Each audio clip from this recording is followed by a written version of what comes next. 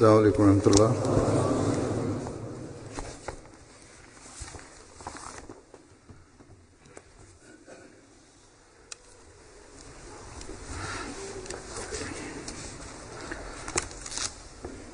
أشهد أن لا إله إلا الله وحده لا شريك له وأشهد أن محمدا عبده ورسوله أما بعد فأعوذ بالله من الشيطان الرجيم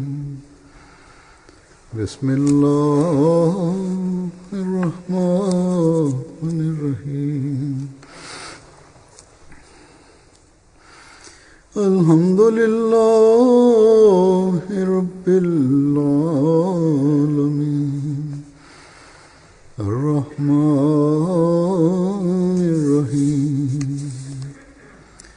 مالك يوم الدين إياك نعبد وإياك نستعين اهدنا الصراط المستقيم صراط الذين أنعمت عليهم غير المغضوب عليهم ولا الضالين.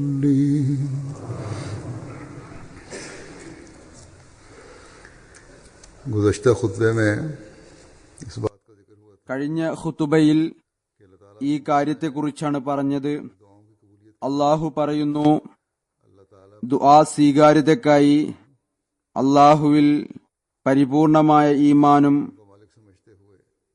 അവനെ എല്ലാ ശക്തികളുടെയും ഉടമസ്ഥനായി മനസ്സിലാക്കിക്കൊണ്ട് അവനോട് ചോദിക്കേണ്ടതും അവന്റെ കൽപ്പനകൾ അനുസരിച്ച് പ്രവർത്തിക്കേണ്ടതും നിർബന്ധമാണ്. അള്ളാഹുവിന്റെ കൽപ്പനകൾ എന്താണ്?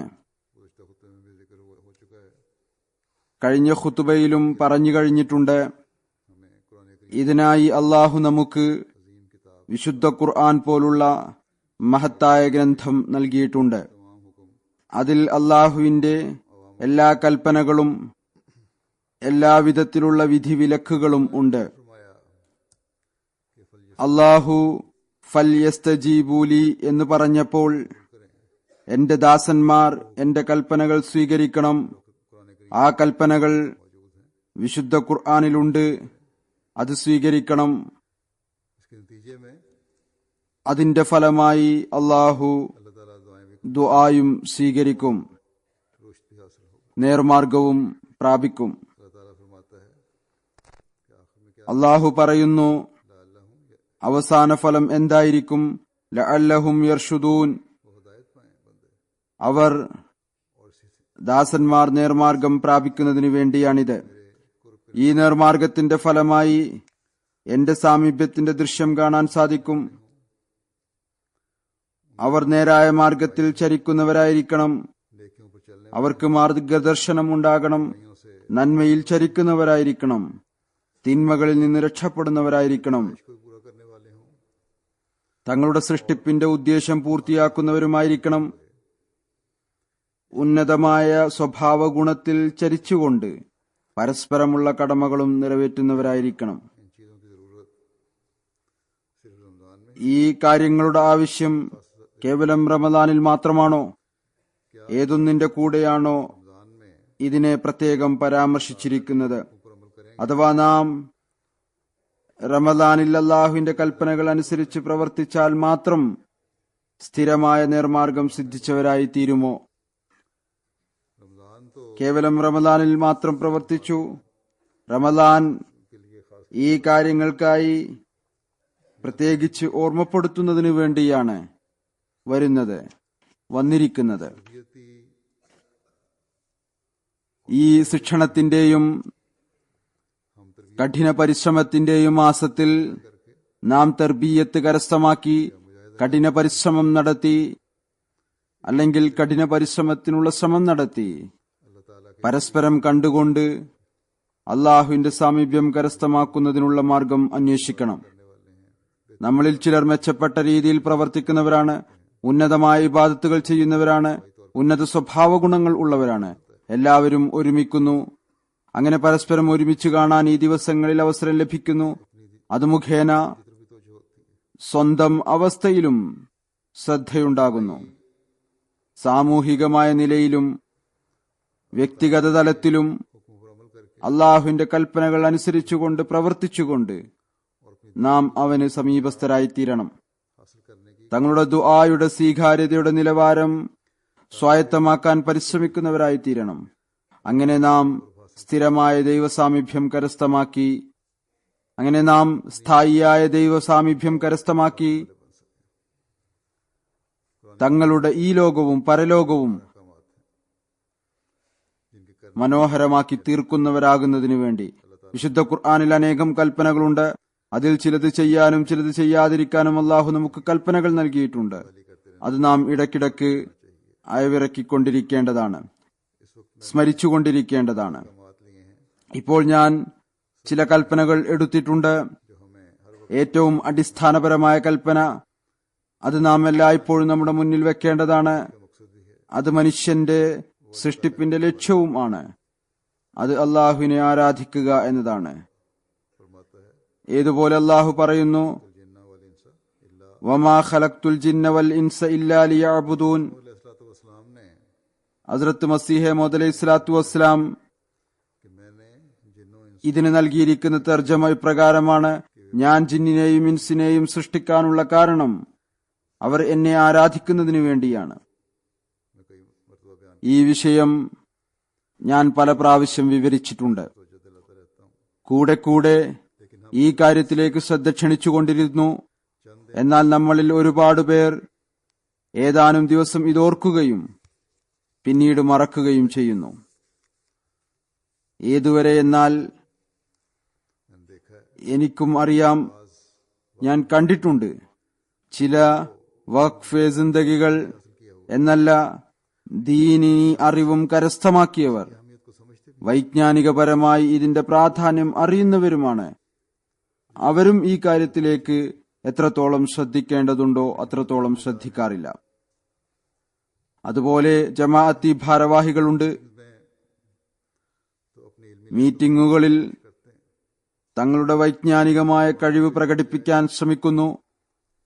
ആരുടെയെങ്കിലും ഒരു പ്രശ്നം വന്നാൽ അവരെ വിശുദ്ധ ഖുർആനും ഹദീസും ഉദ്ധരിച്ചുകൊണ്ട് മനസ്സിലാക്കി കൊടുക്കുന്നു. എന്നാൽ ചിലരുണ്ട്, സ്വയം ഈ അടിസ്ഥാനപരമായ കൽപ്പനയിൽ ഉണ്ടാവേണ്ട ശ്രദ്ധ കാണിക്കാറില്ല. ഹസ്രത്ത് മസീഹ് മൗഊദ് അലൈഹിസ്സലാത്തു വസ്സലാം ഒരു സ്ഥലത്ത് പറയുന്നു, നിങ്ങൾ ഈ കാര്യം മനസ്സിലാക്കിക്കൊള്ളുക, നിങ്ങളെ അള്ളാഹു സൃഷ്ടിച്ചതിന്റെ ഉദ്ദേശം ഇതാണ്: നിങ്ങൾ അവനെ ആരാധിക്കണം, അവന്റേതായി തീരണം. നിങ്ങളുടെ ഏക ലക്ഷ്യം ദുനിയാവ് ആയിരിക്കരുത്. ഞാൻ അതുകൊണ്ടാണ് കൂടെ കൂടെ ഈ കാര്യം വിവരിക്കുന്നത്. എന്നെ സംബന്ധിച്ചിടത്തോളം ഈ ഒരൊറ്റ കാര്യം, അതിനുവേണ്ടി മാത്രമാണ് മനുഷ്യൻ വന്നിട്ടുള്ളത്. എന്നാൽ ഈ ഒരു കാര്യത്തിൽ നിന്ന് തന്നെയാണ് അവൻ വിദൂരപ്പെട്ടിരിക്കുന്നതും. ഹദ്റത്ത് മസീഹ് മൗഊദ് അലൈഹിസ്സലാത്തു വസ്സലാം ഈ കാര്യം കൂടുതൽ വിശദീകരിക്കുകയുണ്ടായി. ദുനിയാവിനെ ഏകലക്ഷ്യമായി കാണാതിരിക്കുക എന്നതിന്റെ ഉദ്ദേശം നിങ്ങൾ ഭൗതിക ജോലികൾ ചെയ്യരുത് എന്നല്ല. നിശ്ചയമായും അത് ചെയ്യുക.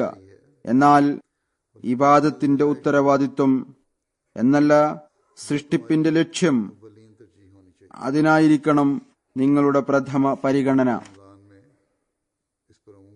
ഇപ്പോൾ റമദാനിൽ ഈ കാര്യത്തിൽ പൊതുവായ നിലയിൽ പ്രവർത്തനം നടക്കുന്നു.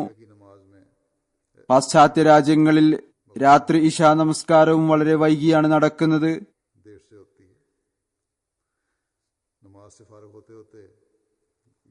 നമസ്കാരത്തിൽ നിന്ന് പുറത്തു വരുമ്പോൾ തന്നെ 11-11:15 ആയിട്ടുണ്ടാകും. പിന്നെ ചിലർ തറാവിയും നമസ്കരിക്കുന്നു. പള്ളികളിൽ തറാവി നമസ്കാരത്തിനുള്ള സംവിധാനവും ഉണ്ട്.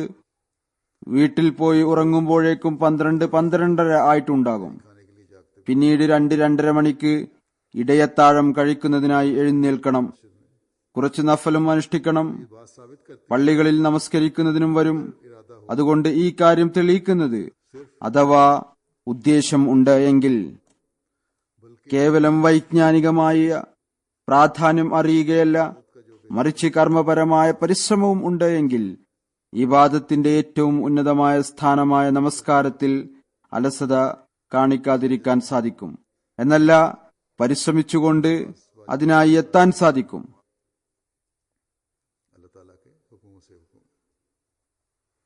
പള്ളികളിൽ ജമാഅത്തായി നമസ്കരിക്കുന്നതും അള്ളാഹുവിന്റെ കൽപ്പനകളിലെ ഒരു കൽപ്പനയാണ്.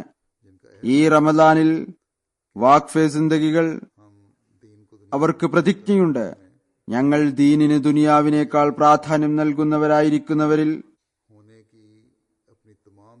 ഏറ്റവും മുൻപന്തിയിൽ നിൽക്കുന്നവർ ആയിത്തീരാൻ ഞങ്ങൾ ഞങ്ങളുടെ എല്ലാ ശക്തികളുടെയും പരിശ്രമിക്കുന്നതായിരിക്കും. അതുപോലെ തന്നെ ഭാരവാഹികൾ, ജമാഅത്ത് അംഗങ്ങളുടെ ദൃഷ്ടി അവരുടെ മേലാണ്. അവർ അവരെ തിരഞ്ഞെടുത്തതും ഇതുകൊണ്ടാണ്, അതായത് അവർ ഞങ്ങളെക്കാൾ നല്ലവരാണ് എന്നതുകൊണ്ട്. അവർ ഒരു മാതൃക ആയിരിക്കേണ്ടതാണ്. അവർ ഈ കാര്യത്തിന് പരിപൂർണമായും പരിശ്രമിക്കേണ്ടത് കേവലം റമദാനിൽ മാത്രമല്ല, അള്ളാഹു പറഞ്ഞ രീതിയിലുള്ള ഇബാദത്തിൽ ശക്തി ചെലുത്തേണ്ടത്.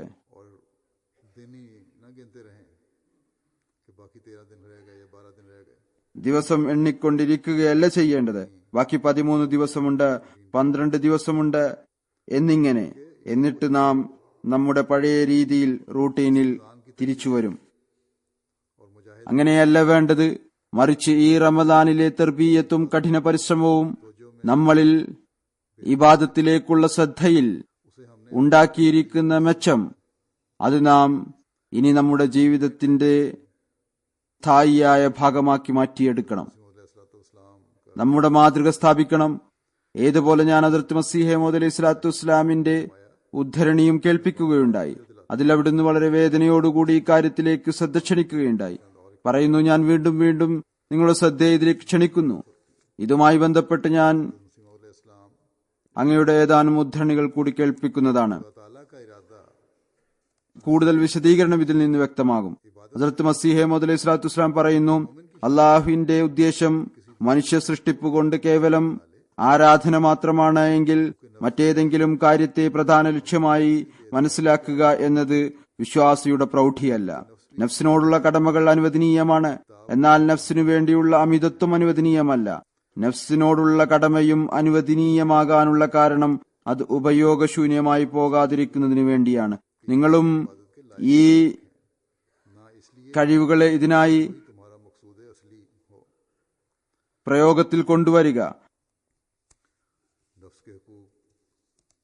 അത് നിങ്ങളെ ഇബാദത്തിന് പ്രാപ്തരാക്കി വെക്കുന്നതിനു വേണ്ടി അതിനെ നിങ്ങൾ പ്രയോഗത്തിൽ കൊണ്ടുവരിക. നിങ്ങളുടെ യഥാർത്ഥ ലക്ഷ്യം അതാണ് എന്ന നിലയിലല്ല. നഫ്സിനോടുള്ള കടമകൾ നിറവേറ്റാൻ ഹദീസിലും പരാമർശമുണ്ട്. സുൽത്തിരുമേനി സല്ലല്ലാഹു അലൈഹി വസല്ലം പറഞ്ഞു, നിങ്ങളുടെ സ്വന്തത്തോടും നിങ്ങൾക്ക് ചില ഉത്തരവാദിത്വമുണ്ട്. ഹദ്റത്ത് മസീഹ് മൗഊദ് അലൈഹി സ്വലാത്തു വസ്സലാം പറയുന്നു, നിശ്ചയമായും ഈ ഒരു അവകാശമുണ്ട്, എന്നാൽ അതിൽ മിതത്വം ഉണ്ടായിരിക്കണം, മധ്യനില ഉണ്ടായിരിക്കണം. നഫ്സിനോടുള്ള അനുവദനീയമായ കടമകൾ നിറവേറ്റുക. കാരണം ഈ കടമകൾ അള്ളാഹു മനുഷ്യപ്രകൃതത്തിൽ വെച്ചിട്ടുള്ളതാണ്. അതുകൊണ്ട് ആ കടമകൾ നിറവേറ്റേണ്ടത് എന്തുതന്നെയായാലും നിർബന്ധമാണ്. അതിനെ നിങ്ങളുടെ ഉപയോഗത്തിലും പ്രയോജനത്തിലും കൊണ്ടുവരിക. അല്ല എങ്കിൽ ചില കാര്യങ്ങളുണ്ട്, അത് ഉപയോഗിക്കുന്നില്ല എങ്കിൽ, നഫ്സിനോടുള്ള മുഴുവൻ കടമകളും നിറവേറ്റുന്നില്ല എങ്കിൽ ചില കഴിവുകൾ ഇല്ലാതാകും. എന്നാൽ അത് മനുഷ്യ സൃഷ്ടിപ്പിന്റെ ഉദ്ദേശമല്ല, മറിച്ച് ഇബാദത്താകുന്ന ഉദ്ദേശത്തോടൊപ്പം ഈ കാര്യങ്ങളും പ്രയോഗത്തിൽ കൊണ്ടുവരേണ്ടത് നിർബന്ധമാണ്. അള്ളാഹു സൃഷ്ടിച്ചിരിക്കുന്ന പ്രത്യേകതകളും ശക്തികളും ഉപയോഗിക്കുക എന്നത് നിർബന്ധമാണ്. അത് ഉപയോഗിക്കാതിരിക്കുന്നത് അള്ളാഹുവിനോട് നന്ദികേട് കാണിക്കലാണ്. ഒരു സഹാബി വനിത ഉണ്ടായിരുന്നു. അവരുടെ അവസ്ഥ വളരെ മോശമായിരുന്നു. അണിഞ്ഞൊരുങ്ങുകയോ മുടി ചീകുകയോ ചെയ്യാറുണ്ടായിരുന്നില്ല. ആരോ അവരെക്കുറിച്ച് റസൂൽ തിരുമേനി സല്ലല്ലാഹു അലൈഹി വസല്ലമയോട് പറഞ്ഞു, അവർ ഇങ്ങനെയാണ് ജീവിക്കുന്നത്. അവിടുന്ന് വിളിച്ചു വരുത്തി ചോദിച്ചു. അവർ പറഞ്ഞു, ഞാൻ ആർക്കു വേണ്ടിയാണ് അണിഞ്ഞൊരുങ്ങേണ്ടത്? എന്റെ ഭർത്താവ് രാവും പകലും ഇബാദത്ത് ചെയ്തുകൊണ്ടിരിക്കുകയാണ്. അപ്പോൾ അവിടുന്ന് ഭർത്താവിനെ വിളിപ്പിച്ചുകൊണ്ട് പറഞ്ഞു, നിന്റെ നഫ്സിനോട് നിനക്ക് ചില കടമകളുണ്ട്. നിന്റെ ഭാര്യയ്ക്കും നിന്നിൽ ചില അവകാശങ്ങളുണ്ട്. കടമകൾ എല്ലാവിധത്തിലും നിറവേറ്റപ്പെടേണ്ടതാണ്. എന്നാൽ സൃഷ്ടിപ്പിന്റെ ഉദ്ദേശം അതിനെ എന്തുതന്നെയായാലും മുന്നിൽ വെക്കേണ്ടതാണ്. നഫ്സിനോടുള്ള കടമകളും നിറവേറ്റപ്പെടും, ആരോഗ്യവും ഉണ്ടാകും. ആരോഗ്യം ഉണ്ടാകുമ്പോൾ ഇബാദത്തും ശരിയായ രീതിയിൽ നിർവഹിക്കാൻ സാധിക്കും. വീണ്ടും ഹസ്രത്ത് മസീഹ് മൗഊദ് അലൈഹി ഇസ്ലാം പറയുന്നു, അവസരോചിതമല്ലാത്ത ഉപയോഗം കൊണ്ട് ഹലാലായതും ഹറാമായി മാറും. പറയുന്നു, വമാ ഖലഖ്തുൽ ജിന്ന വൽ ഇൻസ ഇല്ലാ ലിയഅ്ബുദൂൻ എന്നതിൽ നിന്നും മനുഷ്യൻ കേവലം ഇബാദത്തിനു വേണ്ടി മാത്രമാണ് സൃഷ്ടിക്കപ്പെട്ടത് എന്ന് വ്യക്തമാണ്. ഈ ലക്ഷ്യം പൂർത്തിയാക്കുന്നതിനു വേണ്ടി എത്രത്തോളം വസ്തുക്കൾ ആവശ്യമുണ്ടോ അതിൽ കൂടുതൽ എടുക്കുന്നുണ്ട് എങ്കിൽ, അഥവാ ആ വസ്തുക്കൾ ഹലാൽ ആണെങ്കിലും ശരി, എന്നാൽ നിരർത്ഥകമായതുകൊണ്ട് അത് അയാൾക്ക് ഹറാമായി മാറുന്നു. അനുവദനീയമായ നിലയിൽ എല്ലാ വസ്തുക്കളും ഉപയോഗിക്കുക എന്നത് ശരിയാണ്. എന്നാൽ ആവശ്യത്തിൽ കൂടുതൽ ഉപയോഗിക്കുകയാണെങ്കിൽ ഹലാലായതും ഹറാമായി തീരും. പറയുന്നു, ഏതൊരു മനുഷ്യനാണോ രാത്രിയിലും പകലും ശരീരേച്ഛയുടെ ആനന്ദാനുഭൂതികളിൽ മുഴുകുന്നത്, അയാൾക്ക് ആരാധനകളുടെ എന്ത് കടമ നിറവേറ്റാൻ സാധിക്കും? വിശ്വാസിയെ സംബന്ധിച്ചിടത്തോളം ഒരു കയ്പുള്ള ജീവിതം കഴിച്ചുകൂട്ടേണ്ടത് നിർബന്ധമാണ്. എന്നാൽ സുഖാഡംബരങ്ങളിൽ കഴിഞ്ഞുകൂടുന്നതിലൂടെ അവർക്ക് ഈ ജീവിതത്തിന്റെ തുച്ഛമായ ഒരംശം പോലും കരസ്ഥമാക്കാൻ സാധ്യമല്ല. വീണ്ടും പറയുന്നു, മനുഷ്യ സൃഷ്ടിപ്പിന്റെ യഥാർത്ഥ ഉദ്ദേശം ഇതാണ്: അവൻ അവന്റെ നാഥനെ തിരിച്ചറിയുകയും അവനെ അനുസരിക്കുകയും ചെയ്യണം.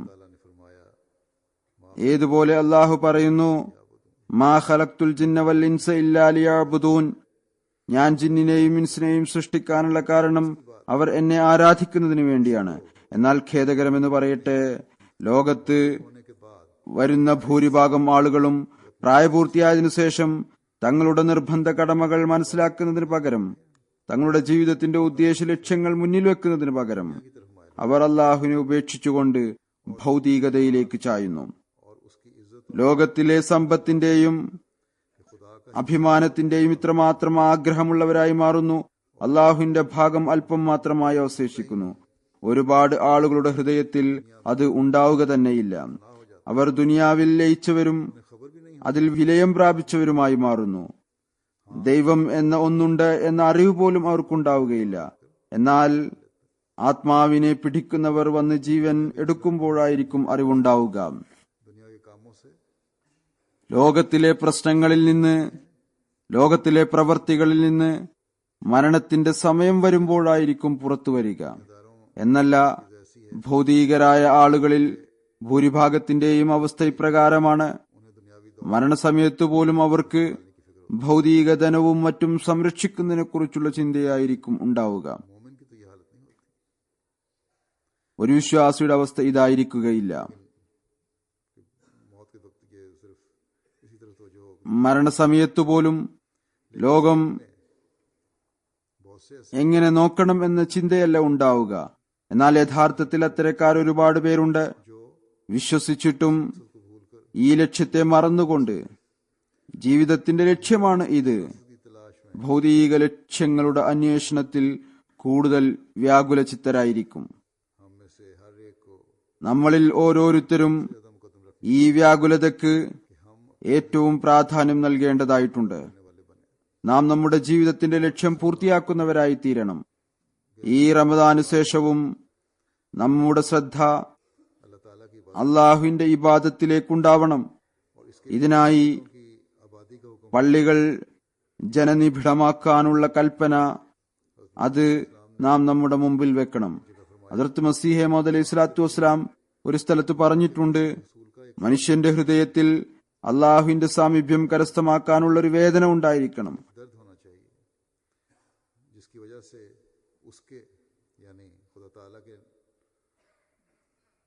അത് മുഖേന അവന്റെ, അതായത് അള്ളാഹുവിന്റെ മുമ്പിൽ അയാൾ വിലമതിപ്പുള്ളവനായി തീരണം. അള്ളാഹുവിന്റെ സാമീപ്യം കരസ്ഥമാക്കാനുള്ള വേദന ഉണ്ടാകുമ്പോൾ അള്ളാഹുവിനെ സംബന്ധിച്ചിടത്തോളം ആ മനുഷ്യൻ വിലമതിപ്പുള്ളവനായിത്തീരും. अल्लाह ताला के नजदीक काबिल कदर शय हो जाए। ആരാണോ അള്ളാഹുവിന്റെ പക്കൽ വിലമതിപ്പുള്ളവനായിത്തീരുന്നത് അയാൾ തന്നെയാണ് യഥാർത്ഥ നേർമാർഗം പ്രാപിക്കുന്നവൻ, യഥാർത്ഥ ഹിദായത്ത് പ്രാപിക്കുന്നവൻ, प्यार को हासिल करने അള്ളാഹുവിന്റെ സ്നേഹം കരസ്ഥമാക്കുന്നവൻ. ताला ने नमाज അള്ളാഹു और इबादत के मजमून നമസ്കാരത്തിന്റെയും ഇബാദത്തിന്റെയും വിഷയം മറ്റനേകം സ്ഥലങ്ങളിൽ വിവരിച്ചിട്ടുണ്ട്. സൂറ നൂറിൽ അള്ളാഹു പറയുന്നു, रिजालुन ला तुल्हीहिम റിജാലുൻ ലാ തുൽഹീഹിം തിജാറത്തും വലാ ബൈഉൻ അൻ സിക്രില്ലാ വഇഖാമിസ് സ്വലാത്തി വഇതാഇസ് സകാത്തി യഖാഫൂന യൗമൻ തതഖല്ലബു ഫീഹിൽ ഖുലൂബ് വൽ അബ്സാർ. कि ऐसे मर्द ऐसे अजीम मर्द जिन्हें അത്തരം नाम कोई फरीदा ഉന്നതരായ പുരുഷന്മാർ അവരെ ഏതെങ്കിലും കച്ചവടമോ ഏതെങ്കിലും വ്യവഹാരമോ അള്ളാഹുവിന്റെ സ്മരണയിൽ നിന്നോ നമസ്കാരം നിലനിർത്തുന്നതിൽ നിന്നോ സക്കാത്ത് നൽകുന്നതിൽ നിന്നോ അശ്രദ്ധരാക്കുകയില്ല. അവർ ഹൃദയവും കണ്ണും ഭയം കൊണ്ട് കീഴ്മേൽ മറിയുന്ന ആ ദിവസത്തെ ഭയപ്പെടുന്നവരാണ്. ഈ ആയത്തിൽ അവരുടെ ഉദാഹരണമാണ് നൽകിയിരിക്കുന്നത്. ഏതുപോലെ ഹസ്രത്ത് മസീഹ് മൗഊദ് അലൈഹി സ്വലാത്തു വസ്സലാം എഴുതിയിട്ടുണ്ട്, അവർ അള്ളാഹുവിന്റെ മുമ്പിൽ വിലപിടിപ്പുള്ളവരായിത്തീരും.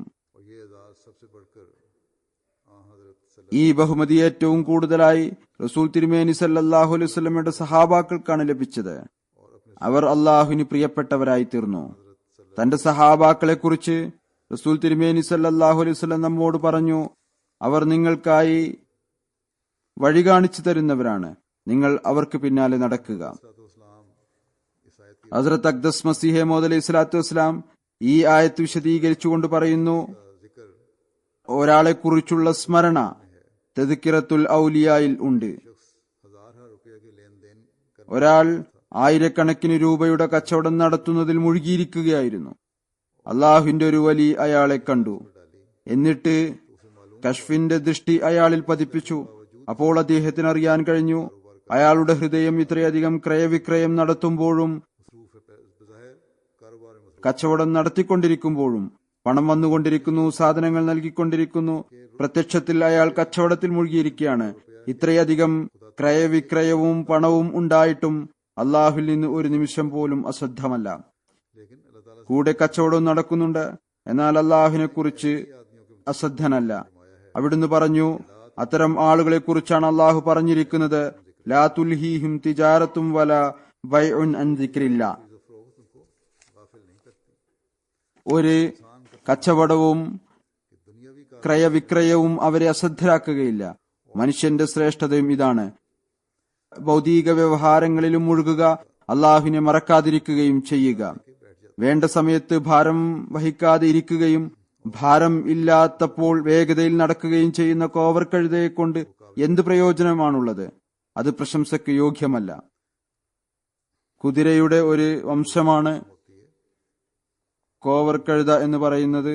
പർവ്വത പ്രദേശങ്ങളിൽ പ്രത്യേകിച്ചും ഭാരം വഹിക്കാനായി ഉപയോഗിക്കുന്ന ഒരു മൃഗമാണ് അത്. വീണ്ടും പറയുന്നു, ഭൗതിക ജോലികളെ ഭയന്നുകൊണ്ട് ഏകാന്തതയിൽ അഭയം കണ്ടെത്തുന്ന ഫക്കീർ ഒരു ബലഹീനതയാണ് കാണിക്കുന്നത്. ഈ കാര്യങ്ങളും മുന്നിൽ ഉണ്ടായിരിക്കണം. ആരാധനയാണ് ലക്ഷ്യം, എന്നാൽ കൂടെ ഭൗതിക പ്രവർത്തികളും ഉണ്ടായിരിക്കണം. ഏകാന്തതയിൽ കഴിയുന്ന ആളുകൾ, ഫക്കീറുകളാകുന്നവർ പറയുന്നു, അവർ ബലഹീനതയാണ് കാണിക്കുന്നത്. ഇസ്ലാമിൽ സന്യാസം ഇല്ല. നാം ഒരിക്കലും തന്നെ ഭാര്യാമക്കളെ ഉപേക്ഷിക്കണമെന്ന് പറയുന്നില്ല, ഭൗതിക കച്ചവടങ്ങൾ ഉപേക്ഷിക്കണമെന്ന് പറയുന്നില്ല. അങ്ങനെയല്ല, മറിച്ച് ഉദ്യോഗസ്ഥൻ തന്റെ ഉദ്യോഗത്തിന്റെ കടമകൾ നിർവഹിക്കേണ്ടതാണ്. കച്ചവടക്കാരൻ തന്റെ കച്ചവടത്തിന്റെ ജോലികൾ പൂർത്തിയാക്കണം, എന്നാൽ ദീനിന് പ്രാധാന്യം നൽകണം. ഇതാണ് നിബന്ധന. ഇതിനുള്ള ഉദാഹരണം ലോകത്ത് സ്വയം ഉണ്ട്. അവിടുന്ന് പറയുകയാണ്, ഇതിനുള്ള ഉദാഹരണം ലോകത്ത് തന്നെയുണ്ട്. കച്ചവടക്കാരും ഉദ്യോഗസ്ഥരും അവർ അവരുടെ കച്ചവടവും ഉദ്യോഗവും വളരെ ഉന്നതമായ നിലയിൽ തന്നെ പൂർത്തിയാക്കുന്നതോടൊപ്പം തന്നെ ഭാര്യാമക്കളെ നോക്കുകയും അവരോടുള്ള കടമകൾ കൃത്യമായി നിർവഹിക്കുകയും ചെയ്യുന്നു. ഒരു ഭാഗത്ത് കച്ചവടമുണ്ട്, ഉദ്യോഗമുണ്ട്, എന്നാൽ വീട്ടിലും കുട്ടികളുടെയും ഉത്തരവാദിത്വം, ഭാര്യമാരുടെ കടമകൾ, അതും എല്ലാവരും നിറവേറ്റുന്നുണ്ട്. ഈ രണ്ട് കാര്യങ്ങളും ഒപ്പത്തിനൊപ്പമായിരിക്കും. പറയുന്നു, അതുപോലെ തന്നെ ഒരു മനുഷ്യൻ മറ്റെല്ലാ ഏർപ്പാടുകൾക്കും ഒപ്പം അള്ളാഹുവിനോടുള്ള കടമകൾ നിറവേറ്റാൻ സാധിക്കും. ദീനിനു ദുനിയാവിനേക്കാൾ പ്രാധാന്യം നൽകിക്കൊണ്ട് വളരെ ഉന്നതമായ നിലയിൽ തന്റെ ജീവിതം കഴിച്ചുകൂട്ടാൻ സാധിക്കും. നമസ്കാരം സംരക്ഷിക്കുന്നതിനെ കുറിച്ച് അള്ളാഹു പറയുന്നു, ഹാഫിലു അലസ്സലവാത്തി വസ്സലാത്തിൽ വുസ്ത വഖൂമു ലില്ലാഹി ഖാനിതീൻ.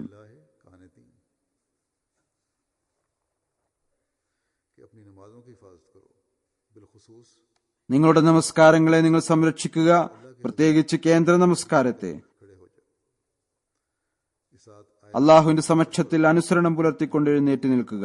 ഈ ആയത്തിൽ പ്രത്യേകമായ നിലയിൽ അത്തരം ആളുകളുടെ ശ്രദ്ധ നമസ്കാരത്തിലേക്ക് ക്ഷണിച്ചിരിക്കുന്നു.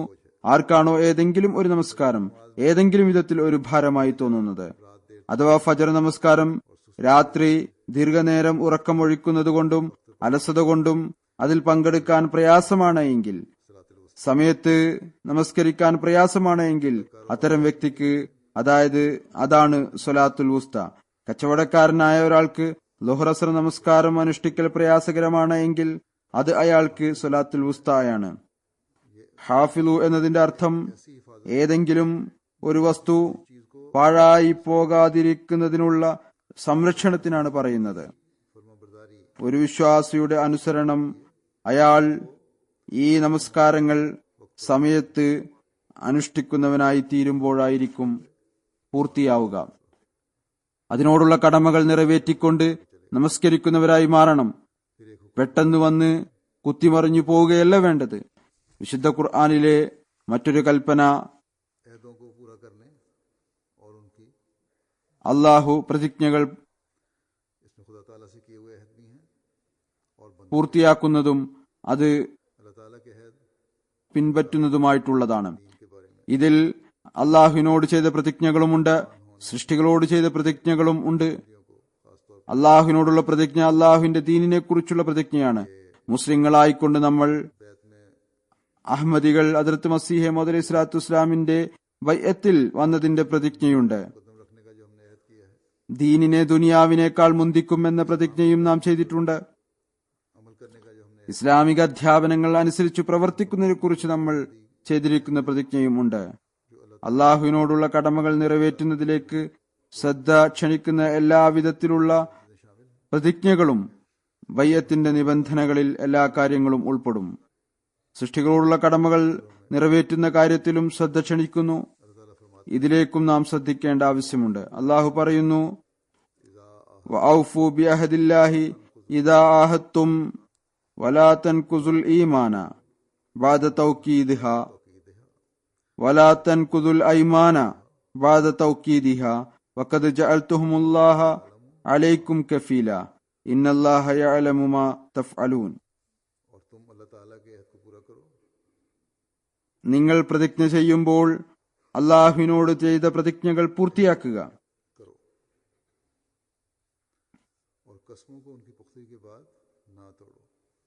പ്രതിജ്ഞകളെ അത് ഉറപ്പിച്ചതിനു ശേഷം ലംഘിക്കരുത്. നിങ്ങൾ അള്ളാഹുവിന് തങ്ങളുടെ മേൽ കാര്യനിർവാഹകനായി നിയമിച്ചു കഴിഞ്ഞതിനു ശേഷം നിങ്ങൾ പ്രവർത്തിക്കുന്നതിനെ കുറിച്ച് അള്ളാഹു നല്ലവണ്ണം അറിയുന്നവനാണ്. ഇത് വളരെ വ്യക്തമായ ഒരു കൽപ്പനയാണ്. നിങ്ങളുടെ രണ്ട് പ്രതിജ്ഞകളാണുള്ളത്. ഒന്ന് അള്ളാഹുമായി ചെയ്ത പ്രതിജ്ഞകൾ. ഇസ്ലാമിക അധ്യാപനങ്ങൾ അനുസരിച്ച് എന്തുതന്നെയായാലും ഞങ്ങൾ ചരിക്കും എന്ന പ്രതിജ്ഞ, ബൈഅത്തിന്റെ പ്രതിജ്ഞ. ഞാൻ ഇസ്ലാമിൽ പ്രവേശിച്ചുകൊണ്ട് മുസ്ലിം എന്ന് പറഞ്ഞുകൊണ്ട് അള്ളാഹുവിന്റെ എല്ലാ കൽപ്പനകളും അനുസരിച്ച് പ്രവർത്തിക്കുന്നതായിരിക്കും എന്ന പ്രതിജ്ഞ. രണ്ടാമത്തെ കാര്യമായി പറഞ്ഞിരിക്കുന്നത് നിങ്ങൾ പരസ്പരം ചെയ്യുന്ന പ്രതിജ്ഞകളും കരാറുകളും അതും പൂർത്തിയാക്കേണ്ടതാണ്. അഥവാ അള്ളാഹു പറയുന്നു, അള്ളാഹുവിനെ നിങ്ങൾ ജാമ്യക്കാരനായി നിശ്ചയിച്ചുവെങ്കിൽ നിങ്ങൾ നിങ്ങളുടെ ഈ പ്രതിജ്ഞ പൂർത്തിയാക്കേണ്ടത് നിർബന്ധമാണ്. എവിടെയാണോ അള്ളാഹുവിന്റെ പേരെടുത്തുകൊണ്ട് അള്ളാഹുവിനെ സാക്ഷിയാക്കാത്തത് അവിടെ വാഗ്ദാനം ലംഘിക്കാം. അതിൽ കുഴപ്പമൊന്നും ഇല്ല എന്നല്ല ഇതിന്റെ അർത്ഥം, ഒരിക്കലും അല്ല. നിങ്ങളുടെ സത്യങ്ങളെ ലംഘിച്ചാൽ ഒരു കുഴപ്പവും ഇല്ല എന്നല്ല. കരാറുകൾ അനുസരിച്ച് പ്രവർത്തിച്ചില്ല എങ്കിൽ ഒരു കുഴപ്പവും ഇല്ല എന്നല്ല.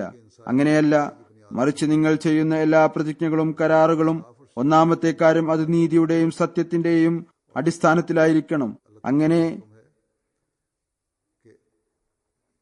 നീതിയെയും സത്യത്തെയും അടിസ്ഥാനപ്പെടുത്തിക്കൊണ്ട് ചെയ്യുമ്പോൾ അള്ളാഹുവിന്റെ കൽപ്പന ഇതുപോലെ നീതിയിലും സത്യത്തിലും അധിഷ്ഠിതമായിരിക്കണം. കാരണം ഒരു വിശ്വാസി നീതിയിലും സത്യത്തിലും നിലനിൽക്കേണ്ടതാണ്.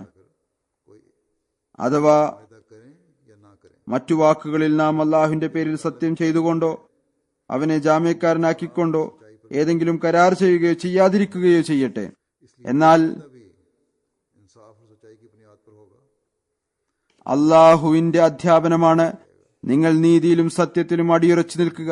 അതുകൊണ്ട് ഏതൊരു കരാറാണോ സത്യത്തിന്റെയും നീതിയുടെയും അടിസ്ഥാനത്തിൽ ഉണ്ടാകുന്നത് അത് അള്ളാഹുവിന്റെ ജാമ്യത്തിന്റെ കീഴിൽ വരും. ഈ വിഷയം മനസ്സിലാക്കേണ്ടതിന്റെ ആവശ്യമുണ്ട്. ഒരു വിശ്വാസി തന്റെ മുഴുവൻ പ്രതിജ്ഞകളും കരാറുകളും പൂർത്തിയാക്കണം. അഥവാ ഈ കാര്യത്തിന്റെ പ്രാധാന്യവും യാഥാർത്ഥ്യവും നാം മനസ്സിലാക്കുകയാണെങ്കിൽ എല്ലാവിധത്തിലുള്ള കലഹങ്ങളും വഞ്ചനകളും ആരോപണങ്ങളിൽ നിന്നും നമ്മുടെ സമൂഹം ശുദ്ധമായി തീരും. കുടുംബജീവിതത്തിലും പ്രശ്നങ്ങൾ ഉണ്ടാകുമ്പോൾ അത്തരം പ്രശ്നങ്ങളും ഒരിക്കലും ഉണ്ടാവുകയില്ല. അവിടെയും വാഗ്ദാനം ലംഘിക്കപ്പെടുകയാണ് ചെയ്യുന്നത്. ഈ കാലഘട്ടത്തിൽ ഞാൻ കണ്ടിട്ടുണ്ട്, ഭൗതിക ദുരാഗ്രഹം നിമിത്തം കരാറുകൾ ലംഘിക്കാനും വഞ്ചിക്കാനും നാവുകൊണ്ട് ഏറ്റുപറഞ്ഞ കാര്യം പൂർത്തിയാക്കാത്ത പ്രശ്നങ്ങൾ നമ്മുടെ ഇടയിലും വർദ്ധിച്ചുകൊണ്ടിരിക്കുകയാണ്. ഈ കാര്യങ്ങൾ കൊണ്ട് ജമാഅത്തിന് ദുഷ്പേരുണ്ടാകുന്നുവെന്ന് മാത്രമല്ല, മറിച്ച് ചില സമയത്ത് അത്തരം ആളുകളുടെ ഈമാനും പാഴായി പോകുന്നു. കരാറുകളെ മനുഷ്യൻ ലംഘിക്കുമ്പോൾ കളവിനെ താങ്ങായി പിടിക്കുന്നു. കളവിനെക്കുറിച്ച് അള്ളാഹു വളരെ ശക്തമായ താക്കീതാണ് ചെയ്തിരിക്കുന്നത്. അതിൽ നിന്ന് രക്ഷപ്പെടാനുള്ള കൽപ്പന നൽകിക്കൊണ്ട് പറയുന്നു, ഫജ്തനിബു റിജ്സ മിനൽ ഔസാനി വജ്തനിബു ഖൗല സൂർ. ബിംബങ്ങളുടെ മാലിന്യത്തിൽ നിന്ന് രക്ഷപ്പെടുക, അതുപോലെ തന്നെ കളവ് പറയുന്നതിൽ നിന്നും രക്ഷപ്പെടുക. ഇതിനെക്കുറിച്ച് ഹദ്റത്ത് മസീഹ് മൗഊദ് അലൈഹി സ്വലാത്തു വസ്സലാം പറയുന്നു, എനിക്കിപ്പോൾ നിങ്ങൾ കൊല നടത്തരുത് എന്ന ഉപദേശം നടത്തേണ്ട ആവശ്യമില്ല. രക്തം ചിന്തരുത്. കാരണം അങ്ങേയറ്റം കുഴപ്പക്കാരനായ ഒരു വ്യക്തിക്കല്ലാതെ മറ്റാർക്കാണ് കൊലപാതകത്തിലേക്ക് ചുവടുകൾ വെക്കാൻ സാധിക്കുക? എന്നാൽ ഞാൻ പറയുന്നു, അനീതിയിൽ ദുശാഠ്യം പിടിച്ച് സത്യത്തെ നിങ്ങൾ കൊല ചെയ്യരുത്. സത്യത്തെ സ്വീകരിക്കുക. അഥവാ അതൊരു കുട്ടിയിൽ നിന്നാണെങ്കിലും ശരി, അഥവാ ഒരു കുട്ടി സത്യമായ കാര്യം പറയുകയാണെങ്കിൽ അത് സ്വീകരിക്കുക. ദുശാഠ്യം പിടിക്കരുത്. എതിരാളിയുടെ ഭാഗത്ത് സത്യം കാണുകയാണെങ്കിൽ ഉടനെ തന്നെ തങ്ങളുടെ വരണ്ട തർക്കശാസ്ത്രത്തെ ഉപേക്ഷിക്കുക. നിങ്ങളുടെ എതിരാളിയാണ്, അയാൾ സത്യമായ കാര്യമാണ് പറയുന്നതെങ്കിൽ കലഹവും പ്രശ്നവും നടക്കുകയാണെങ്കിൽ അയാളിൽ സത്യമുണ്ടോ എന്ന് നോക്കുക. ഉണ്ടെങ്കിൽ പിന്നീട് തർക്കിക്കേണ്ട ആവശ്യമില്ല. തർക്കവിതർക്കത്തിന്റെ ആവശ്യമില്ല. സത്യത്തെ സ്വീകരിക്കുക. പറയുന്നു, സത്യത്തിൽ നിൽക്കുക, സത്യസാക്ഷ്യം നൽകുകയും ചെയ്യുക. ഏതുപോലെ പ്രതാപവാനായ അള്ളാഹു പറയുന്നു, ഫജ്തനിബു റിജ്സ മിനൽ ഔസാനി വജ്തനിബു ഖൗല സൂർ. ബിംബങ്ങളുടെ മാലിന്യത്തിൽ നിന്ന് രക്ഷപ്പെടുകയും അതുപോലെ തന്നെ കളവിൽ നിന്നും രക്ഷപ്പെടുകയും ചെയ്യുക. അത് ബിംബങ്ങളെക്കാൾ കുറഞ്ഞതല്ല. ഏതൊന്നാണോ യഥാർത്ഥ കിബിലയിൽ നിന്ന് നിങ്ങളുടെ മുഖം തിരിക്കുന്നത്, അത് നിങ്ങളുടെ മാർഗത്തിൽ ബിംബങ്ങളാണ്. സത്യം സ്വായത്തമാക്കുന്നതിൽ നിന്ന് നിങ്ങളെ തടയുന്നത് അതെല്ലാം ബിംബങ്ങളാണ്. സത്യമായ സാക്ഷ്യം നൽകുക, അഥവാ അത് നിങ്ങളുടെ പിതാക്കന്മാർക്കും സഹോദരന്മാർക്കും സുഹൃത്തുക്കൾക്കും എതിരിലാണെങ്കിലും ഒരു വിധത്തിലുള്ള ശത്രുതയും നിങ്ങളെ നീതിയിൽ നിന്ന് വിലക്കാതിരിക്കേണ്ടതാണ്. നാം അന്യരോട് ഈ കാര്യം പറയാറുണ്ട്. വിശുദ്ധ ഖുർആന്റെ ഈ അധ്യാപനം കാണിച്ചു കൊടുക്കാറുണ്ട്. ഇതാണ് നീതിയുടെ അധ്യാപനം. എന്നാൽ നമ്മളിൽ ഒരുപാട് പേരുണ്ട്, നമ്മുടെ പ്രശ്നങ്ങൾ വരുമ്പോൾ നാം ഈ കാര്യം മറക്കുന്നു. മറ്റൊരവസരത്തിൽ ഹദ്റത്ത് മസീഹ് മൗഊദ് സ്വല്ലല്ലാഹു അലൈഹി വസല്ലം പറയുന്നു, ബിംബാരാധനയോടൊപ്പം കളവിനെ കൂട്ടിച്ചേർത്ത് പറഞ്ഞിരിക്കുന്നു. കളവിനെ ബിംബാരാധനയോടൊപ്പം കൂട്ടിച്ചേർത്തിരിക്കുന്നു. ഏതുപോലെ വിഡ്ഢിയായ ഒരു മനുഷ്യൻ അള്ളാഹുവിനെ ഉപേക്ഷിച്ചുകൊണ്ട് ശിലയിലേക്ക് തലകുനിക്കുന്നുവോ അതുപോലെ സത്യത്തെയും ന്യായത്തെയും വെടിഞ്ഞ് തന്റെ ആവശ്യത്തിനു വേണ്ടി കളവിനെ ബിംബമാക്കുന്നു. ഈ ഒരു കാരണം കൊണ്ടാണ് അള്ളാഹു അതിനെ ബിംബാരാധനയുമായി കൂട്ടിച്ചേർത്ത് പറഞ്ഞിരിക്കുന്നത്.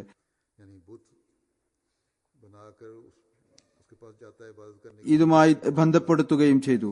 ഏതുപോലെ ഒരു ബിംബാരാധകൻ ബിംബം മുഖേന മോക്ഷം ആഗ്രഹിക്കുന്നുവോ, അതായത് ബിംബം ഉണ്ടാക്കി ആരാധിക്കാനായി ആ ബിംബത്തിന്റെ അടുത്തു പോകുന്നു.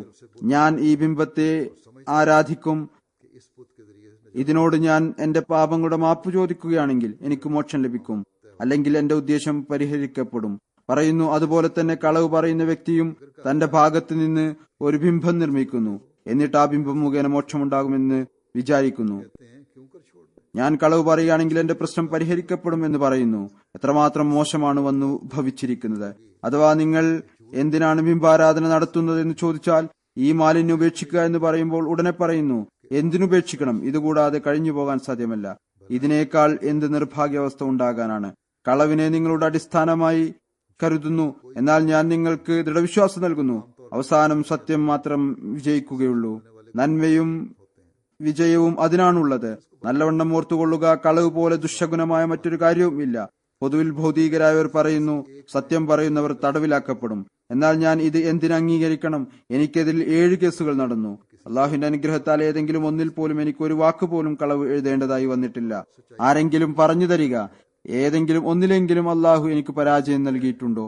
അള്ളാഹു സ്വയം സത്യത്തിന്റെ സഹായിയും പിന്തുണക്കുന്നവനുമാണ്. അവൻ സത്യവാനെ ശിക്ഷിക്കുക എന്നത് സാധ്യമാണോ? ഇതെങ്ങനെ സംഭവിക്കാനാണ്? അഥവാ അങ്ങനെയാണ് എങ്കിൽ ലോകത്തിൽ ഒരാളും തന്നെ സത്യം പറയാൻ ധൈര്യം കാണിക്കുകയില്ല. അഥവാ സത്യവാന്മാർക്ക് ശിക്ഷ ലഭിക്കാൻ തുടങ്ങിയാൽ ലോകത്ത് പിന്നെ ആരും സത്യം പറയുകയില്ല. പറയുന്നു അള്ളാഹുവിലുള്ള വിശ്വാസവും ഇല്ലാതായിത്തീരും. സത്യവാൻ ജീവനോടെ തന്നെ മരിച്ചുപോകും. യഥാർത്ഥ കാര്യം ഇതാണ്. സത്യം പറയുന്നത് കൊണ്ട് ശിക്ഷ ലഭിക്കുന്നത്, സത്യം പറഞ്ഞു എന്നിട്ടും ശിക്ഷ ലഭിച്ചുവെങ്കിൽ അത് സത്യം കാരണമല്ല ലഭിക്കുന്നത്. ആ ശിക്ഷ അയാളുടെ മറ്റനേകം സൂക്ഷ്മവും അതിസൂക്ഷ്മവുമായ തിന്മകളുടെ ഫലമായിട്ടാണ്. മറ്റേതെങ്കിലും കളവിന്റെ ശിക്ഷയായിരിക്കും. അള്ളാഹുവിന്റെ പക്കൽ അവരുടെ തിന്മകളുടെയും കുഴപ്പങ്ങളുടെയും ഒരു പരമ്പര തന്നെ ഉണ്ടാകും. അവരുടെ ഒരുപാട് തിന്മകളുണ്ടാകും. ഏതെങ്കിലുമൊക്കെ ഒന്നിൽ അവർക്ക് ശിക്ഷ ലഭിക്കുന്നു. അള്ളാഹുവിന്റെ സമക്ഷത്തിൽ എല്ലായ്പ്പോഴും വിനയത്തിൽ കുനിഞ്ഞുകൊണ്ട് നാം നമ്മുടെ തെറ്റുകൾക്ക് മാപ്പ് ചോദിച്ചുകൊണ്ടിരിക്കേണ്ടതാണ്. അള്ളാഹുവിന്റെ പിടുത്തത്തിൽ നാം നമ്മുടെ ഏതെങ്കിലും മറഞ്ഞിരിക്കുന്ന പാപം കാരണം അകപ്പെടാതിരിക്കുന്നവരായി തീരുന്നതിനു വേണ്ടി അള്ളാഹുവിന്റെ ഒരു കൽപ്പന നമുക്ക് ഇതാണ്. മുത്തഖീങ്ങളുടെ ഒരടയാളമായി അള്ളാഹു പറഞ്ഞിരിക്കുന്നത് ഇതാണ്: വൽകാലിമീനൽ ഗൈല വൽആഫീന അനിന്നാസ്. അവർ കോപത്തെ അടക്കുന്നവരും ജനങ്ങൾക്ക് മാപ്പ് നൽകുന്നവരുമാണ്. അഫു എന്നതിന്റെ അർത്ഥം തനിക്കെതിരെ ചെയ്തിരിക്കുന്ന കുറ്റത്തെ പൂർണ്ണമായും മറന്നുകൊണ്ട് ആർക്കെങ്കിലും മാപ്പ് നൽകുക. ഇതാണ് അഫു, മാപ്പ് നൽകൽ. മുത്തക്കി എന്ന് പറയുന്നത് കേവലം കോപത്തെ അടക്കുന്നവൻ മാത്രമല്ല, മറിച്ച് മാപ്പ് നൽകുന്നവനും ആണ്. മാപ്പ് ഈ വിധത്തിൽ നൽകുക: എനിക്കെതിരിൽ ആരാണോ കുറ്റം ചെയ്തിരിക്കുന്നത് അത് ഞാൻ മറക്കുക. ഈ കാര്യത്തെ വിശദീകരിച്ചുകൊണ്ട്, അതായത് കോപം അടക്കുന്നത് കൊണ്ടുള്ള പ്രയോജനം എന്താണ് എന്നതിനെക്കുറിച്ച് ഹദ്റത്ത് അഖ്ദസ് മസീഹ് മൗഊദ് സ്വല്ലല്ലാഹു അലൈഹി വസല്ലം പറയുന്നു: ഓർത്തുകൊള്ളുക, ബുദ്ധിയും ആവേശത്തിനും ഭയാനകമായ ശത്രുതയുണ്ട്. ആവേശവും കോപവും വരുമ്പോൾ ബുദ്ധി നിലനിൽക്കുകയില്ല. എന്നാൽ ആരാണോ ക്ഷമിക്കുന്നത്, മാപ്പ് കാണിക്കലിന്റെ മാതൃക കാണിക്കുന്നത്, അവർക്കൊരു പ്രകാശം നൽകുന്നു. അത് മുഖേന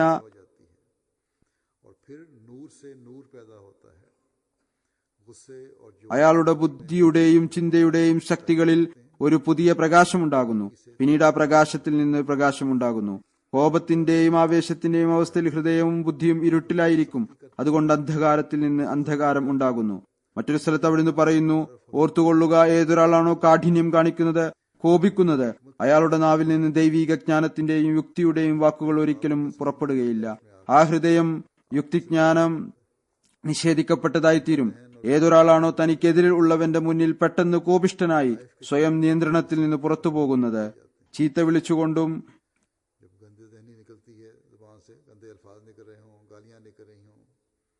കെട്ടഴിച്ചു വിട്ടുകൊണ്ടും ഉള്ള ചുണ്ടുകൾ സരളതയുടെ ഉറവ നിഷേധിക്കപ്പെട്ടതായി മാറ്റുന്നു. നാവിൽ നിന്ന് ചീത്തയാണ് പുറത്തു വരുന്നത് എങ്കിൽ ചീത്ത വാക്കുകളും തെറിയും വിളിക്കുകയാണെങ്കിൽ അതിന് പിന്നെ ഒരു വിലയും ഉണ്ടാവുകയില്ല. പിന്നീട് നാവും വായയും നല്ല കാര്യത്തിൽ നിന്ന്, അള്ളാഹുവിന് ഇഷ്ടപ്പെടുന്ന കാര്യങ്ങളിൽ നിന്ന് നന്മയുടെ വാക്കുകൾ നിഷേധിക്കപ്പെട്ടതായി തീരും. പിന്നീട് അത്തരം ആളുകൾ എല്ലായ്പ്പോഴും ചീത്ത തന്നെ പറഞ്ഞുകൊണ്ടിരിക്കും. പറയുന്നു, കോപവും യുക്തിയും ഒരിക്കലും ഒരുമിച്ചു കൂടുകയില്ല. ആരാണോ കോപത്തിന് അടിമപ്പെടുന്നത് അവരുടെ ബുദ്ധി മന്ദീഭവിക്കുകയും ഗ്രാഹ്യശക്തി നിശ്ചലമായി തീരുകയും ചെയ്യും. കോപത്തിന് അടിമപ്പെട്ടാൽ ബുദ്ധി മന്ദീഭവിക്കും. പിന്നീട് ചിന്തിക്കാനും അപഗ്രഥിക്കുവാനുമുള്ള കഴിവ് തന്നെ നഷ്ടപ്പെടും. പറയുന്നു, അത്തരം ആളുകൾക്ക് ഒരു മേഖലയിലും വിജയം ലഭിക്കുകയില്ല.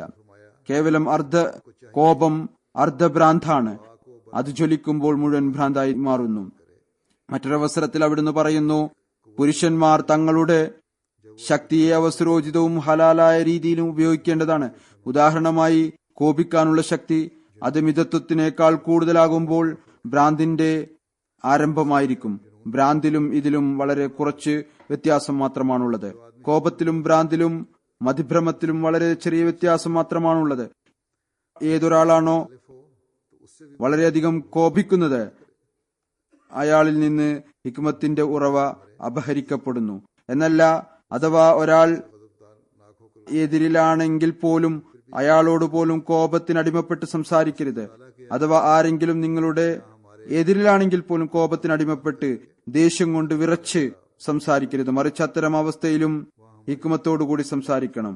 അള്ളാഹുവിന്റെ കൽപ്പനകൾ നമ്മുടെ സ്വഭാവത്തെ ഉയർത്തിക്കൊണ്ട് നമുക്ക് അള്ളാഹുവിന്റെ സാമീപ്യം നൽകുന്നതോടൊപ്പം നമ്മുടെ ബുദ്ധിക്കും പ്രകാശം നൽകുന്നതാണ്. അതോടൊപ്പം തന്നെ ഒരുപാട് ശത്രുക്കളിൽ നിന്നും നഷ്ടങ്ങളിൽ നിന്നും മനുഷ്യനെ രക്ഷപ്പെടുത്തുന്നു. കോപത്തിൽ അകപ്പെടുകയും കലഹിക്കുകയും ചെയ്യുന്നവരിൽ അധിക പേരും നഷ്ടം സംഭവിച്ചവരായി കണ്ടിട്ടുണ്ട്. ഒരിക്കലും പ്രയോജനം ഒന്നും ഉണ്ടായിട്ടില്ല. ഹദ്റത്ത് മസീഹ് മൗഊദ് അലൈഹി സ്വലാത്തു വസ്സലാം ഒരു സ്ഥലത്ത് പറയുന്നു, 2 ശക്തികൾ മനുഷ്യനെ ഭ്രാന്തനാക്കി മാറ്റുന്നു. ആ 2 ശക്തികൾ ഏതൊക്കെയാണ്? ഒന്ന് ദുർഭാവന, മറ്റൊന്ന് കോപം. എപ്പോഴാണോ ഇത് രണ്ടും പരിധി വിടുന്നത്, ഇത് രണ്ടും പാരമ്യതയിലെത്തുമ്പോൾ അത് മനുഷ്യനെ ഭ്രാന്തനാക്കുന്നു. കോപത്തിൽ നിന്നും ദുർഭാവനയിൽ നിന്നും മനുഷ്യൻ രക്ഷപ്പെടേണ്ടത് വളരെ നിർബന്ധമാണ്. ഇവിടുന്ന് പറയുന്നു, കോപത്തിൽ നിന്നും ദുർഭാവനയിൽ നിന്നും മനുഷ്യൻ നിർബന്ധമായും രക്ഷപ്പെടേണ്ടതാണ്. ദുർഭാവനയിൽ നിന്ന് രക്ഷപ്പെടുന്നതിനായി അള്ളാഹു നമുക്ക് വിശുദ്ധ ഖുർആനിൽ കൽപ്പന നൽകിയിട്ടുണ്ട്. അള്ളാഹു പറയുന്നു, യാ അയ്യുഹല്ലദീന ആമനൂ ഇജ്തനിബൂ കസീറൻ മിനൽ-ളന്നി ഇന്ന ബഅദൽ-ളന്നി ഇസ്മുൻ വലാ തജസ്സസൂ വലാ യഗ്തബ് ബഅദുകും ബഅദാ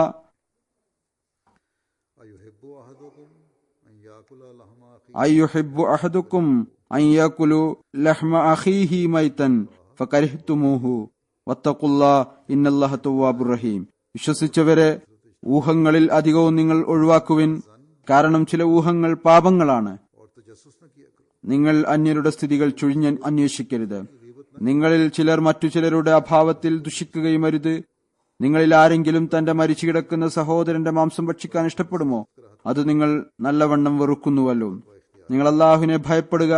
തീർച്ചയായും അള്ളാഹു സർവദാ കാരുണ്യത്തോടുകൂടി മടങ്ങുന്നവനും കരുണാമയനുമാകുന്നു.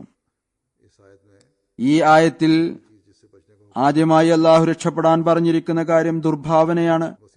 ഹദ്റത്ത് മസീഹ് മൗഊദ് അലൈഹി സ്വലാത്തു വസ്സലാം പറയുന്നു, ദുർഭാവന മനുഷ്യനെ അന്ധനാക്കി അന്ധകാരത്തിന്റെ പടുകുഴിയിൽ വീഴ്ത്തുന്ന പരീക്ഷണവും രോഗവും ആണ്.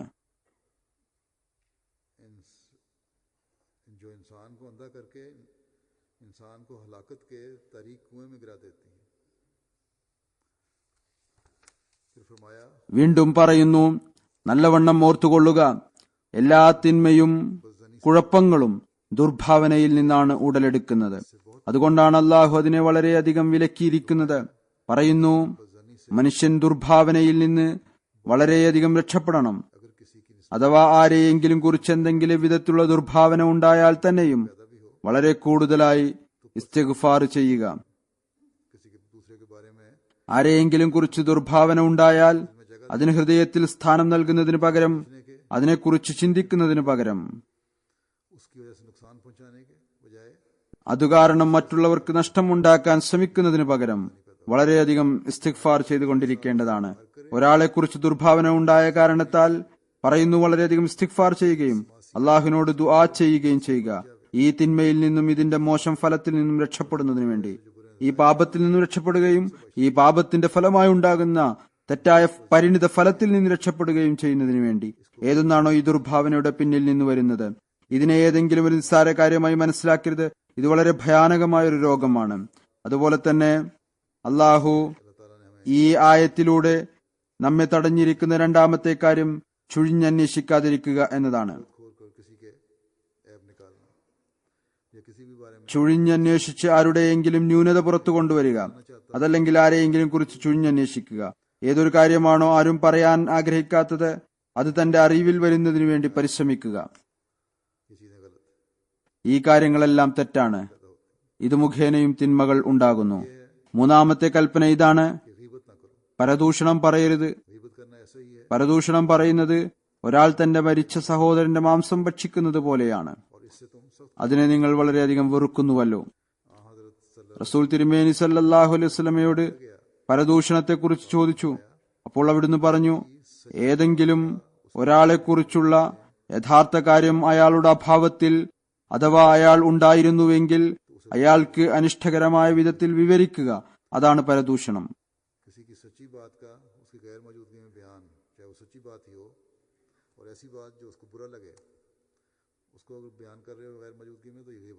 അഥവാ ആരുടെയെങ്കിലും യഥാർത്ഥ കാര്യം ഇല്ലാത്ത അവസരത്തിൽ അത് സത്യമായ കാര്യമാണെങ്കിൽ തന്നെയും ആ കാര്യം അയാൾക്ക് അനിഷ്ടകരമായ വിധത്തിൽ വിവരിക്കുകയാണെങ്കിൽ അത് ഗീബത്താണ്. അഥവാ അയാളിൽ പറയുന്ന കാര്യം ഇല്ല എങ്കിൽ അത് വ്യാജാരോപണം ആണ്. അത്തരം കാര്യങ്ങൾ സംസാരിക്കുക എന്നത് മുത്തക്കിയുടെ ജോലിയല്ല. ഏതൊരു കാരണമാണോ സമൂഹത്തിൽ കുഴപ്പം ഉണ്ടാക്കുന്നത്, പരദൂഷണം പറയരുത്, ആരിലും വ്യാജാരോപണം നടത്തരുത്. റമദാനിൽ നാം അള്ളാഹുവിന്റെ തഖ്വ സ്വായത്തമാക്കണമെന്ന് ആഗ്രഹിക്കുമ്പോൾ, അവന്റെ സാമീപ്യം നമുക്ക് ലഭിക്കണം എങ്കിൽ, നമ്മുടെ ദുആകൾ നാം സ്വീകരിക്കപ്പെടുന്നവരായി കാണണം എങ്കിൽ, ഈ തിന്മകളിൽ നിന്ന് രക്ഷപ്പെടുന്നതിനായി അള്ളാഹുവിന്റെ കൽപ്പനകൾ അനുസരിച്ച് പ്രവർത്തിക്കാൻ നാം വളരെയധികം പരിശ്രമിക്കേണ്ടതാണ്. അള്ളാഹു നമുക്കതിനുള്ള തൗഫീക്ക് നൽകുമാറാകട്ടെ. നാം അവന്റെ എല്ലാ കൽപ്പനകൾ അനുസരിച്ചുകൊണ്ടും പ്രവർത്തിച്ചുകൊണ്ട് അവന്റെ സാമീപ്യം കരസ്ഥമാക്കുന്നവരാക്കി തീരട്ടെ. റംസാന് ശേഷവും നമ്മളിൽ ഈ നന്മകൾ നിലനിൽക്കുമാറാകട്ടെ. അള്ളാഹുവിന്റെ യഥാർത്ഥ ആബിദീങ്ങളായി നാം മാറട്ടെ. അവനെ പരിപൂർണമായും അനുസരിക്കുന്നവരായി നാം മാറട്ടെ. നമസ്കാരത്തിനു ശേഷം ഒരു ജനാസ ഗായിബ് നമസ്കരിപ്പിക്കും. ഒരു ഷഹീദിന്റെ ജനാസയാണ്. ബഹുമാനപ്പെട്ട ചൌധരി ഖലീഖ് അഹമ്മദ് സാഹിബ് ഇബ്നു ചൌധരി ബഷീർ അഹമ്മദ് സാഹിബ് ഹൽക്ക ഗുൽസാർ ഹിജ്രി ജില്ല കറാച്ചി. അദ്ദേഹത്തെ 49ാമത്തെ വയസ്സിൽ അഹമ്മദിയത്തിന്റെ എതിരാളികൾ 2016 ജൂൺ 20 രാത്രി ഏകദേശം 9:30 മണിക്ക് അദ്ദേഹത്തിന്റെ ക്ലിനിക്കിൽ കയറി ഫയറിംഗ് നടത്തി ഷഹീദാക്കി. ഇന്നാ ലില്ലാഹി വ ഇന്നാ ഇലൈഹി റാജിഊൻ. വിശദവിവരം അനുസരിച്ച് ചൌധരി ഖലീഖ് അഹമ്മദ് സാഹിബ് മെഡിക്കൽ ഡിപ്ലോമ എടുത്തിരുന്നു. തന്റെ വീടിന് സമീപം തന്നെ ഹോമിയോപ്പതി അലോപ്പതി ക്ലിനിക് തുറന്നു വെച്ചിരുന്നു. സംഭവ ദിവസം സാധാരണത്തെ പോലെ നോമ്പ് തുറന്നതിനു ശേഷം ഗുൽസാർ ഹിജ്രിയിലുള്ള തന്റെ ക്ലിനിക്കിൽ തിരിച്ചു വന്നു. അവിടെ ഉണ്ടായിരുന്ന രോഗികളെ നോക്കുകയായിരുന്നു. ഏകദേശം 9:30 മണിക്ക് ഹെൽമറ്റ് ധരിച്ച് 2 അജ്ഞാതരായ ആളുകൾ ക്ലിനിക്കിൽ വന്ന് അദ്ദേഹത്തെ വെടിവെച്ചു. എന്നിട്ട് അവിടെ നിന്ന് ഓടിപ്പോയി. ഫയറിംഗ് കാരണം 2 വെടിയുണ്ട അദ്ദേഹത്തിന്റെ തലയിലേറ്റു. 2 വെടിയുണ്ട നെഞ്ചിൽ തറച്ചു. ക്ലിനിക്കിന്റെ അടുത്തുണ്ടായിരുന്ന മെഡിക്കൽ സ്റ്റോർക്കാരൻ ഉടനെ തന്നെ മോട്ടോർ സൈക്കിളിൽ പോയി അദ്ദേഹത്തിന്റെ വീട്ടിൽ അറിയിച്ചു. അദ്ദേഹത്തിന്റെ മകൻ വണ്ടിയുമായി വന്നു. വണ്ടിയിൽ കയറ്റി ഉടനെ തന്നെ അടുത്തുള്ള ഹോസ്പിറ്റലിലേക്ക് കൊണ്ടുപോയി. എന്നാൽ അദ്ദേഹം ഹോസ്പിറ്റലിൽ എത്തുന്നതിന് മുമ്പ് തന്നെ ഷഹാദത്തിന്റെ പാനീയം കുടിച്ചു. ഇന്നാ ലില്ലാഹി വ ഇന്നാ ഇലൈഹി റാജിഊൻ. കറാച്ചിയിലെ ഈ ഗുൽസാർ ഹിജ്രി എന്ന ഹൽക്കയിൽ വെച്ച് തന്നെ കഴിഞ്ഞ മാസം മെയ് 25-ാം തീയതി അജ്ഞാതരായ 2 ആളുകൾ ഫയറിംഗ് നടത്തി മുക്കറം ദാവൂദ് അഹമ്മദ് സാഹിബ് ഇബ്നു ഗുലാം മൊഹീദ്ദീൻ സാഹിബിനെയും ഷഹീദാക്കിയിരുന്നു. ഷഹീദ് മർഹൂമിന്റെ കുടുംബത്തിൽ അഹമ്മദിയത്തിന്റെ ആരംഭം അദ്ദേഹത്തിന്റെ പിതാമഹൻ ബഹുമാനപ്പെട്ട അല്ലാ ബക്ഷ് സാഹിബ് ഓഫ് അമൃത്സർ മുഖേനയാണ് ഉണ്ടായത്. ഇവരുടെ കുടുംബം അമൃത്സറിൽ നിന്ന് ഗോക്കുവാൽ പിന്നീട് റഹീമിയയിലേക്കും മാറി താമസിച്ചു. പിന്നീട് ഷഹിദാപൂർ ജില്ല एक प्राइवेट लेबोरेटरी സിംഗുളുവിലേക്ക് काम शुरू किया। साथ മാറി താമസിച്ചു. മർഹൂമ ഷഹിദാപൂർ ജില്ല സാംഗ്ഡിയിൽ मुलाजमत छोड़कर मुकम्मल तौर पर അഹമ്മദ്പൂർ എന്ന ഗ്രാമത്തിലാണ് 1968 ജനിച്ചത്. FA വരെ വിദ്യാഭ്യാസം കരസ്ഥമാക്കി പിന്നീട് 1988 കറാച്ചിയിലേക്ക് ഷിഫ്റ്റായി. അവിടെ മെഡിക്കൽ ഡിപ്ലോമ ചെയ്തു. ഒരു പ്രൈവറ്റ് ലബോറട്ടറിയിൽ റേഡിയോഗ്രാഫി ടെക്നീഷ്യനായി ജോലി ആരംഭിച്ചു. അതോടൊപ്പം തന്നെ വൈകുന്നേരം തന്റെ ക്ലിനിക്കിൽ മെഡിക്കൽ പ്രാക്ടീസും തുടങ്ങി. പിന്നീട് ലബോറട്ടറിയിലെ ജോലി ഉപേക്ഷിച്ച് പൂർണ്ണമായും മെഡിക്കൽ ക്ലിനിക്കിൽ ഇരിക്കാൻ തുടങ്ങി. ഷഹീദ് മർഹൂം അനേകം പ്രത്യേകതകളുടെ ഉടമസ്ഥനായിരുന്നു. അദ്ദേഹത്തിന് തബ്ലീഗിന് വലിയ ആവേശമുണ്ടായിരുന്നു. ക്ലിനിക്കിലും അനഹമ്മദികൾക്ക് തബ്ലീഗ് ചെയ്യാറുണ്ടായിരുന്നു. मुस्तहीकीन का बगैर ഷഹീദ് മർഹൂം ജമാഅത്തുമായുള്ള നമസ്കാരത്തിൽ കൃത്യനിഷ്ഠയുള്ള ആളായിരുന്നു. വളരെയധികം സഹാനുഭൂതിയുള്ള മനുഷ്യനായിരുന്നു. നഫലുകൾ അനുഷ്ഠിക്കുന്ന ഇബാദത്തുകളിൽ മുൻപന്തിയിലുള്ള മനുഷ്യനായിരുന്നു. ആവശ്യക്കാർക്ക് പണം ഇല്ലാതെയും ചികിത്സ ചെയ്യുമായിരുന്നു. ചില അനഹമ്മദികളായ രോഗികൾ പറയുമായിരുന്നു, താങ്കൾ കാദിയാനിയാണ്, താങ്കളിൽ നിന്ന് മരുന്ന് വാങ്ങാൻ ഹൃദയം കൊണ്ട് ആഗ്രഹമില്ല, എന്നാൽ എന്ത് ചെയ്യാനാണ്, കുട്ടികൾക്ക് ഷിഫ താങ്കളുടെ മരുന്ന് കൊണ്ടാണ് ലഭിക്കുന്നത്. അദ്ദേഹം അള്ളാഹുവിന്റെ അനുഗ്രഹത്താൽ മൂസ്ലിമായിരുന്നു. ജമാഅത്തി സേവനത്തിന് മുൻപന്തിയിൽ ഉണ്ടായിരുന്നു. ഷഹീദ് മർഹൂം തന്റെ ഹൽക്കയിൽ മുഹസ്സിൽ ആയിക്കൊണ്ടും സൈം അൻസാറുള്ള ആയിക്കൊണ്ടും സേവനം ചെയ്യാൻ തൗഫീക്ക് ലഭിച്ചു. അതുപോലെ തന്നെ കഴിഞ്ഞ 18 വർഷമായി സെക്രട്ടറി വഖഫേനോ ഹൽക്കയായി സേവനം ചെയ്തുകൊണ്ടിരിക്കുന്നു. ഇദ്ദേഹത്തിന്റെ ഭാര്യ പറയുന്നു, കുട്ടികളും എഴുതിയിട്ടുണ്ട്, വളരെ ചെറുപ്രായത്തിൽ തന്നെ നമസ്കാരശീലം ഉള്ളവരാക്കി കുട്ടികളെ മാറ്റി. സ്വയം 5 നേരം നമസ്കരിക്കാനും കൃത്യസമയത്ത് നമസ്കാരം അനുഷ്ഠിക്കുമായിരുന്നു. വിശുദ്ധ ഖുർആൻ തർജമയോട് കൂടി തിലാവത്ത് നിത്യവും ചെയ്യുന്ന അദ്ദേഹത്തിന്റെ ശീലമായിരുന്നു. കാലത്തിന്റെ ഖലീഫയുടെ ഖുത്ബ സ്വയം സ്ഥിരമായി കേൾക്കുകയും കുട്ടികൾക്ക് കേൾപ്പിക്കുകയും ചെയ്യുമായിരുന്നു. എന്നല്ല രാവിലെയും വൈകുന്നേരവും MTA തീർച്ചയായും കാണുമായിരുന്നു. വീടുകളിൽ തർബിയത്ത് നടത്തണം എങ്കിൽ MTA തന്നെയാണ് ഏറ്റവും ഉത്തമമായ മാർഗം. മുഹല്ലയിൽ മറ്റുള്ളവർക്ക് ഉപകരിക്കുന്ന വ്യക്തിയായിരുന്നു. ഷഹീദ് മർഹൂമിന്റെ ഭാര്യ പറയുന്നു, ഞാൻ ഒരു ദിവസം സ്വപ്നത്തിൽ കണ്ടു 2 ഗ്ലാസ് ഷർബത്ത് നിറഞ്ഞിരിക്കുകയാണ്. ഞാൻ ചോദിച്ചു, ഇത് എന്ത് ഷർബത്താണ്? ഇത് എന്തോ ഒരു പ്രത്യേക ഷർബത്തായിട്ടാണ് തോന്നുന്നത്. അപ്പോൾ എനിക്ക് സ്വപ്നത്തിൽ അറിവ് നൽകി, ഇത് ലോകത്തിലെ ഏറ്റവും നല്ലതിന്റെ ഷർബത്താണ്. ഷഹീദ് മർഹൂമിന്റെ ഷഹാദത്തിന് ശേഷമാണ് ഈ സ്വപ്നം അറിയാൻ കഴിഞ്ഞത്. ഇതുകൊണ്ടുള്ള ഉദ്ദേശം ഷഹാദത്തിന്റെ പാനീയമാണ്. ഇതിനു മുമ്പ് ദാവൂദ് സാഹിബ് ഏതാനും ദിവസങ്ങൾക്ക് മുമ്പ് ഷഹീദായതും ഇദ്ദേഹത്തിന്റെ ഇതേ ഗലിയിൽ വെച്ചായിരുന്നു. ഈ 2 ഗ്ലാസ് കൊണ്ട് ഒരുപക്ഷെ ഈ 2 ഷഹാദത്തായിരുന്നു ഉദ്ദേശം. ഇദ്ദേഹത്തിന്റെ ദുഃഖ കുടുംബത്തിൽ സഹോദരി സഹോദരന്മാരെ കൂടാതെ ഇദ്ദേഹത്തിന്റെ ഭാര്യ ബുഷ്ര ഖലീക്ക സാഹിബയും 2 ആൺമക്കളുമുണ്ട്. അനീഖ് അഹമ്മദ് ജാമിയ അഹമ്മദിയ റബോയിൽ വിദ്യാർത്ഥിയാണ്. അതുപോലെ മറ്റൊരു മകൻ റഹീഖ് അഹമ്മദ് BDSന്റെ 3ാം വർഷ വിദ്യാർത്ഥിയാണ്. ഒരു മകൾ ഷമായിൽ അഹമ്മദ് 16 വയസ്സുണ്ട്. അള്ളാഹു മർഹൂമിന്റെ സ്ഥാനം ഉയർത്തുമാറാകട്ടെ. അദ്ദേഹത്തിന്റെ മക്കൾക്കും ബന്ധുക്കൾക്കും സഹനവും ധൈര്യവും നൽകുമാറാകട്ടെ. തങ്ങളുടെ പിതാവിന്റെ നന്മ എല്ലായ്പ്പോഴും മക്കൾക്കും നിലനിർത്താൻ സാധിക്കുമാറാകട്ടെ.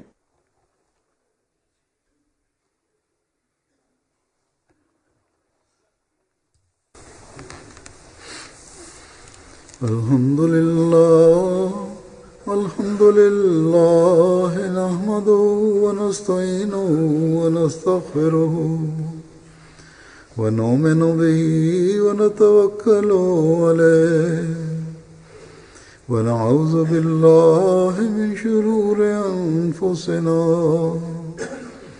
വമിൻ സയ്യിആതി അഅ്മാലിനാ من يهده الله فلا مضل له ومن يضلله فلا هادي له ونشهد أن لا إله إلا الله ونشهد أن محمدا عبده ورسوله